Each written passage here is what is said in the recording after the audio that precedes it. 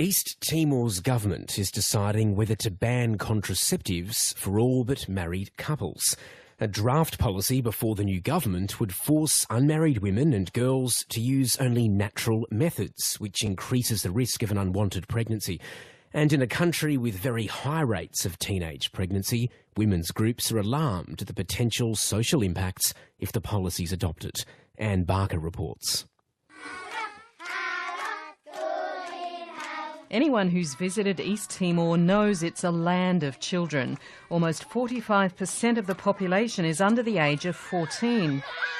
This devoutly Catholic country has one of the world's highest fertility rates. The average Timorese woman will have around 6 children, but too often the first child is born to a mother who herself is still an adolescent. 1 out of 5 girls are married actually before the age of 18. John Pyle, who heads the UN Population Fund in Dili, says teenage pregnancy in East Timor is rife. Frequently it's pregnancy followed by marriage and then the child.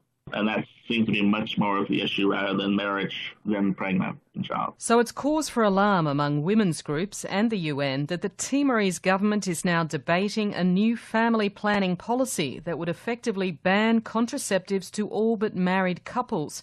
Unmarried women and teenage girls would instead be directed to use the Billings method, where a woman uses her own monthly cycle to calculate which days are safe to have unprotected sex. A practice that can be highly risky given how many Timorese girls know next to nothing about sex or pregnancy. Fatima Suarez from the aid agency Plan says far from curbing teenage pregnancy, the policy would force more girls into early marriage and end their schooling. Because the teenage pregnancy, they will drop out from school. They will not access to education anymore. They will stay at home. They will take care of their children. Health studies show teenage mothers in East Timor are twice as likely to die in childbirth as older women, and the risk of other health complications is extremely high. Yet the draft policy states, quote, "The family planning program will reduce the incidence of pregnancy and reduce the risk of abortions." The policy was promoted by former Health Minister Maria do Sarmento, a devout Catholic who's no longer in government and couldn't be contacted by the ABC. But John Pyle says there's widespread opposition from non-government organisations. They sent basically an open letter to the Prime Minister raising their concerns. Online they posted a survey article, and I think it had over 1,000 signatures within 1 month. Particularly, I think the Prime Minister was very aware that, this is not an issue that there was a lot of support for. Young women too, like Elfia Sarmento, say the policy must be changed.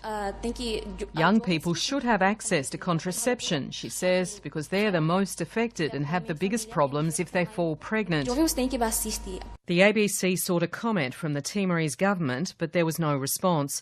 But it's understood the new government, elected in July, is still reviewing the policy and has made some changes, though it's yet to reveal whether it'll adopt or scrap the ban on contraceptives for unmarried women. Anne Barker reporting.